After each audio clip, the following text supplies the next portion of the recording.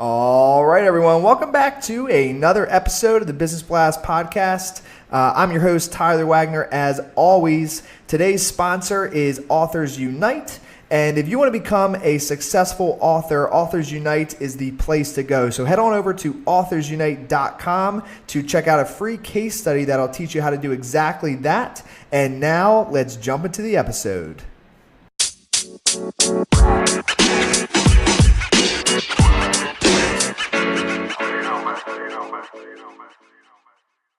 And do you prefer Tyler or Ty? Tyler works. Okay. Tyler's perfect. So yeah, if you're ready, I've already hit record. So if you're ready, I'll introduce you, and then I'm looking forward to your answers. All right, break a leg. All right, let's do it.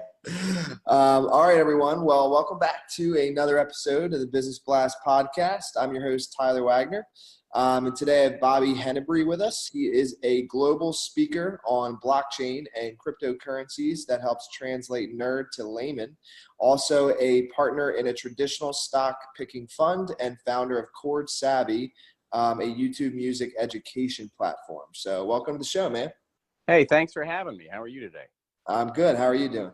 Well, I'm hanging in there. I'm between international trips, flying all over the planet is part of what I do in this network and for the speaking gigs, and trying to get off to the right start this new year. Yes, man, I like it. And you're talking to a Gamecock, as you know, so you're in good company. Yeah, I'm a Yellow Jacket, so we're in different conferences, so this should be a clean match. Yes, I like it. So the first one I got for you, man, is what is the best story from your life that has an underlying valuable message? Man, that's a great question. I like how you go deep on this. The most powerful thing I'm involved with right now is networks. And there's a few groups, the Society of International Business Fellows, and out of that, these academies in the Middle East and Central Eurasia that I network in and facilitate for rising leaders. And my mentor was a guy named Garnet Keith. I met him in a class at Georgia Tech. And it's kind of funny how one opportunity snowballs into a bunch of others. And the class I was taking was called Ethical Leadership in a Multicultural World, and was taught by a guy named Joel Cowan. And I had met Joel Cowan while I was in business school at Georgia Tech, and he was at a networking event, actually. And so he was teaching this new special topics course that was really just about expanding our horizons to see kind of more of the world. And Garnet, who subsequently became my partner and boss, he was a guest lecturer in one of those classes. And this guy was the retired chief investment officer of Prudential and vice chair of the company and trustee for the Kennedy family and some other big offices around the world. And I thought, man, what's the right question to ask a guy like this? You're always kind of playing that game. And I just asked him, hey, you got a lot of wisdom. What books should I be reading to learn more about investments and that, you found helpful in your life and career? And that was the right question, because Garnet loves books more than anything else. And then it led to us having kind of breakfasts and lunches when he was in town. He ended up hiring me out of business school, and I spent 11 years working with him. And that was thanks to the introduction from Joel Cowan, who brought in all these guest lecturers. And then subsequently, Joel Cowan, a decade later, said, hey, Bobby, go check out this thing called SIBF. And now that network has just changed my life. I've been to 30 countries in the last 2 years through that network. I sold my interest in Seabridge, the firm with Garnet. I've still got a great relationship with him. And, it's just kind of the power of networking and putting yourself out there and taking opportunities. It's really amazing what it opens up for your life and career. Absolutely, man. I tell people all the time, like, you never know what like one connection can do for you. So I just think the best approach is, you treat everybody the same, no matter if they're, bigger than you, smaller than you, whatever. You just treat everybody how you would want to be treated. And then whether it's a year from now, 5 years from now, you never know. Even just me and you doing this podcast could lead to something that we had not expected. So yeah, no, that's the abundance mentality. And I'm in my value system, I'm very much a helper, and I like helping people. And I think, especially in the new world with social media and how you kind of build a brand, the more you give early on, just in the spirit of helping people, the reciprocity comes back to you. And so it served me well, and I'm excited to see where it takes me and my friends and the people I care about around the planet going forward. So my next one for you is, what is the most valuable piece of information we should know that's within your expertise or industry? Oh man, there's so much good information. I kind of have a couple hats on because I have broad interests. In the blockchain space, which is where I'm spending a lot of time educating people around the world, on the technical front, understand the distinction between blockchain and cryptocurrencies, because a lot of people conflate them. And that's the number one rule, is don't conflate them. Blockchain's a protocol and a technology that allows you to transfer digital assets, and cryptocurrencies are the first asset that have been used. Bitcoin is the big one, but there's, thousands of them out there. And so even though the crypto market is, rolled over, it's been around for 10 years. It's done this before. And there's been a huge inflow of capital that's now trying to apply blockchain in new ways. And we're kind of waiting to see what happens in this space. So, just because crypto's laying flat on its back, because Clowney kind of rushed the line and sacked the quarterback, which is Bitcoin, doesn't mean that quarterback's not going to get back up and try some more passes in other ways. So anyway, that's what I would say on the blockchain front. Yeah, no, I think that's really important too. And I would even take it like a level deeper, where it's like, I think people just say, like, they equate Bitcoin as being the same as crypto and as being the same as blockchain. Like, it's just like, that is what it is. And there's so much more to it than just like one thing, Yeah. So, and also, as a deeper observation on that, is then where else in your life are you conflating things that are distinctly different? And I think that's partially a risk in what I would argue is kind of the headline culture. And we have so much information coming at us. But, I've really spent the last 2 years, I started off mining, thanks to a brilliant friend of mine, a guy named Ben Lorber, who really helped me set up the mining side of things. That got me into the conversation to kind of translate the nerd, in the intro. yes. So, all right, what does this mean in layman's terms? And as I dug in and started watching YouTube videos and reading articles and just going to conferences and talking to people in the space, you realize there's way more depth to it. And so, for whatever industry you're in or the things you may be cynical about, sometimes it's worth taking a deeper look and a few more cuts down to really dig in and see what's there. Yeah, I agree, man. That's a great point. Like, where else what other aspects of our lives are we doing this? That's pretty interesting outlook on that. Yeah. So my next one for you is, what is your best piece of overall business advice? So not necessarily industry specific. Yeah. My mentor has all sorts of great bits of wisdom. And one of the things that resonates whenever I get this question is, virtue is its own reward, meaning if you do the right thing, you can sleep at night, first off. And sometimes doing the right thing is hard for a lot of reasons. Relationships, or you're not sure if it's right in the context of strategy or tactically what you're doing, or just the uncertainty of your future. But, if you do good things for people, this goes back to that comment earlier about reciprocity. If you're willing to show up and help people and, be virtuous effectively, that's a reward in and of itself. I find that quite fulfilling. And then just be open to the possibilities that come afterwards. That's really, honestly, the way I've conducted myself the last year and a half. I sold my interest in the former registered investment advisor I was in, Seabridge, in July of 17. And then I just started traveling the world, been to 30 countries, like I said. And I just started facilitating in the Middle East Leadership Academy and Central Eurasian Leadership Academies as part of this SIBF network. And I just learned so much about the world. I learned a lot about myself. And by being willing to help other people, it's coming back in ways where I've gotten, some speaking engagements, but most importantly, just a lot of really wonderful friends around the world that have changed my perspective. Mm-hmm. And then, so next one is, if you could give your younger self one piece of advice, what would that be? I asked this question as a conversation started to people, and I say, I'm 38. And I'd say, what would 38-year-old Bobby say to 18-year-old Bobby? And there's a lot that I would say. on a number of fronts, personally, professionally, and other. And and I think the best piece of advice is this: hey, younger Bobby, don't let perfection get in the way of good enough. Because my YouTube channel, for example, Chord Savvy, it spent 3 years on paper, and I just wanted it to be perfect. And I'm very thoughtful. I'm an engineer and analytical, but it's like too thoughtful, right? And then you get paralyzed from thinking about it. And if you just show up and you fail forward fast, or you just do, right, and you learn and you don't worry about your ego being hurt, you're going to accomplish way more. And I certainly worked hard in my 20s, but there's some other things that I kind of kept pushing off. And life's short, man. So don't let perfection get in the way of good enough. Just make it happen, iterate, learn. And I'm sure that's how it worked for you, Tyler, and kind of how you built this fabulous platform for your business, and also helping other entrepreneurs and authors around the world. Absolutely, man. And the biggest way I can relate to that, I tell people all the time, because, obviously with my business, a lot of people come to me with writing books.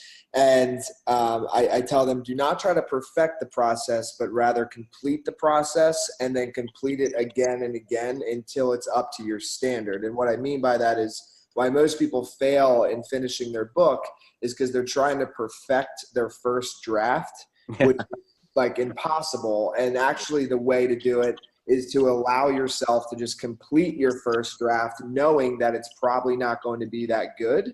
And that's okay, because it's a first draft.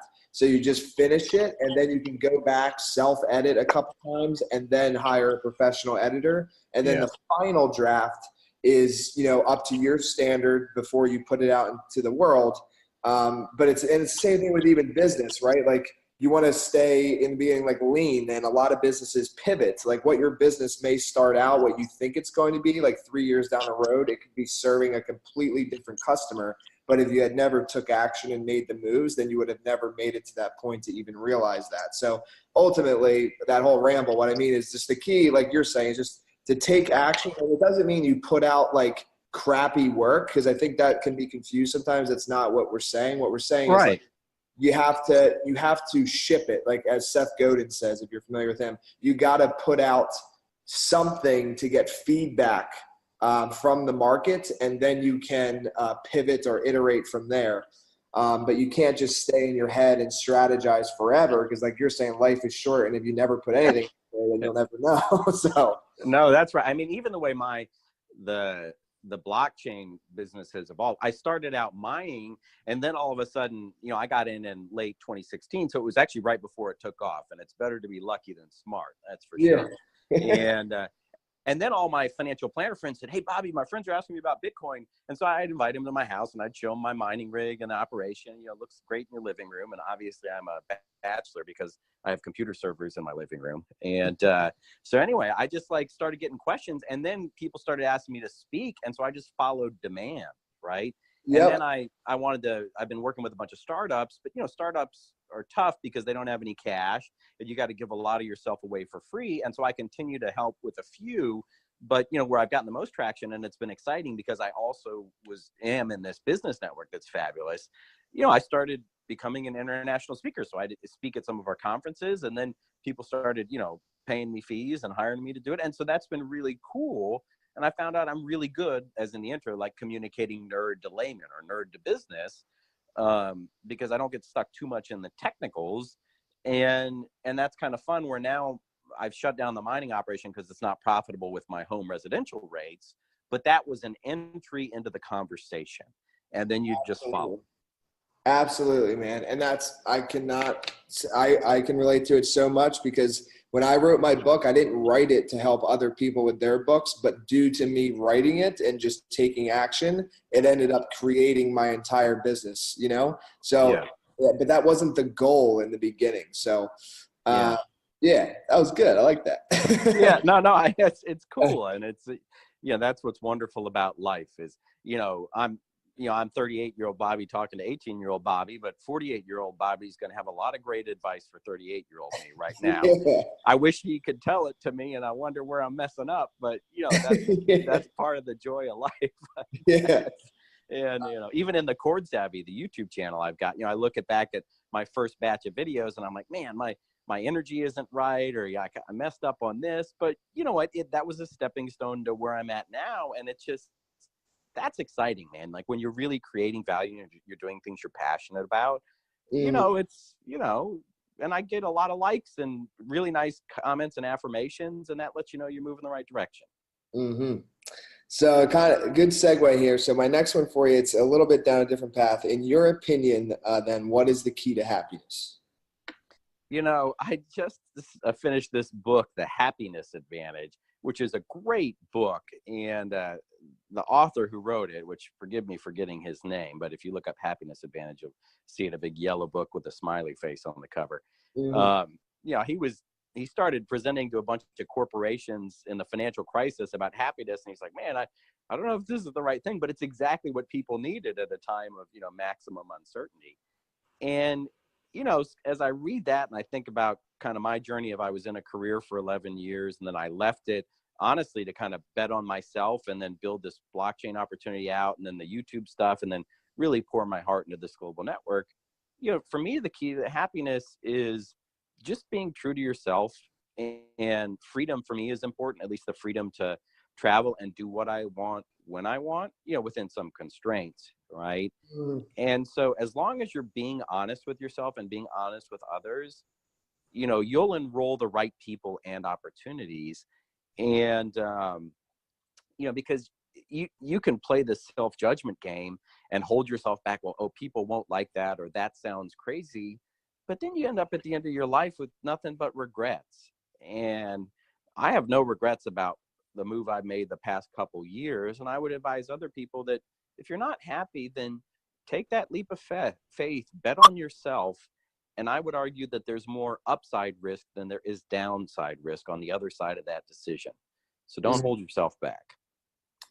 And then talking about books, what is the best book that you've read, and what was the number one thing you learned from that?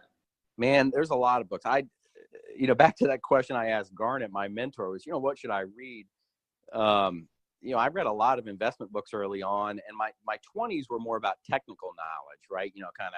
And get the CFA designation, understand investing and business and leadership and all that. And then my 30s have become more of a journey of understanding me and how I operate, right? And now leveraging social media. So those are kind of the themes that are interesting to me. But I read 30 books last year, and I got a goal to read 50 this year. So we'll see if that happens. But the book that really stands out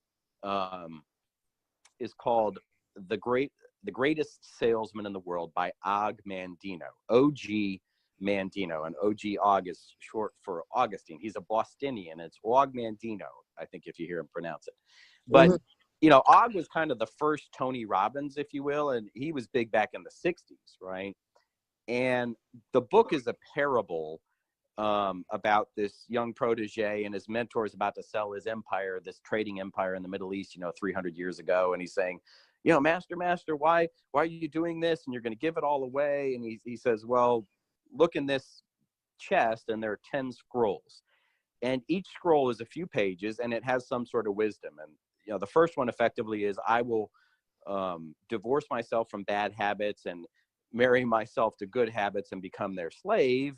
And in order to do that, I will read this scroll for the next 30 days, 3 times a day. When I wake in the morning, after my midday meal, and before I go to bed. And before I go to bed, I will read it aloud to myself so as to reinforce the lessons in it. I mean, it's kind of almost got like a biblical tone to it, but it's this, the second scroll is like, I'll wake up with love in my heart every day. And there's a number of lessons and anecdotes. And it was a really powerful book for me because, I'm passionate about music, like I said, and I would come home in the evenings and I'd prepare dinner and I'd sit on the couch and I'd be stuck watching movies for 2 hours. And I reached a low about 3 years ago where I watched Jaws 2 twice in 1 week. And I said, what am I doing? Like, this is not adding value to my life. And I started reading that book. And what's great about it is it's, if you have the 10 scrolls and you read them 30 days, it takes 300 days to read it in the way that he prescribes it. And so in that, it really reinforces some great lessons. It builds in discipline. And I wasn't doing the discipline of playing my guitar and writing and recording. And so that was a book that it really helped me jumpstart my life. And I heard about it from a woman named Britton Prigge of Ballantine, which is a prominent wealth investor here in Atlanta, fabulous firm. And she was a guest lecturer at a CFA conference. So, there are opportunities and bits of wisdom coming at you every day. And that was one where just the way she talked about the book impressed me. I bought it. It sat on my shelf for a few months, and then I finally read it, and it really put me in a new direction in my life. So it's very powerful, and I would recommend anyone read it. Mm-hmm. And then what is your favorite quote and why? Oh man, I'm really, for as much as I love music, I remember melodies and rhythms, and I am horrible at remembering lyrics. So as far as quotes go, there are not any quotes that I live by. There's all sorts of bits of wisdom that I pick up along the way. But the one that comes to mind right now that I seem to use on a regular basis is from a brilliant leadership guru, a guy by the name of Michael Cooley, who's Lebanese, and just a fabulous human being. And he's very active in our leadership academies abroad. And he says, when people are getting frustrated or angry, and there are sessions where people really kind of erupt and kind of how we structure things, he says, whatever you say about me is not about me, it's about you. And I have found that to be very powerful, because oftentimes people pass very strong judgments with very limited information, and you realize you may take that personally, but you can't do that, right? Because they're saying and they're revealing more about their attitude than they are about you in your life and your actions. And I've found moments where I've been, almost kind of attacked, and that quote comes to my mind, and I say, whatever this guy's saying right now has nothing to do with me. So I don't let my emotions get too wrapped up in it, and then you don't get pulled down. And so that's the quote and the bit of wisdom I would share. Mm-hmm. Yes, I love it, man. Dude, thank you so much for coming on. The last one I got for you before we let you go is, where can our listeners best find you online? Yeah, well, I mean, you can ask me 10 more questions. I love these kinds of conversations, Tyler. So thanks for taking the time. I really, really do appreciate it. And I hope what I've shared is valuable. Absolutely. If people want to reach out to me, there are two kind of forums. One is my kind of blockchain consulting business and the speaker deal. I'm speaking at conferences all over the world. The website is hbccllc.com. That's Henebry Blockchain and Cryptocurrency Consulting LLC. So you can search for that, and I'll pop right up. And the second is Chord Savvy. So if you're into music and want to see what I'm doing in social media, if you Google Chord Savvy, CHORD, meaning like a music cord, not like an umbilical cord. Search that, and you'll see me sitting on my couch, probably doing in a Grinch t-shirt for, the Grinch Stole Christmas tune, or, Tennessee Whiskey, or some of the other songs that I'm doing tutorials on. But that's a cool platform. And those are the two things I would suggest, and feel free to reach out or keep in touch. Perfect. Thanks again for coming on, man. Hey, anytime, my friend. The podcast you just heard was made using Anchor. Ever thought about making your own podcast? Anchor makes it really easy for anyone to get started. It's a one-stop shop for recording, hosting, and distributing podcasts. Best of all, it's 100% free. Sign up now at anchor.fm/new. That's anchor.fm/new to get started.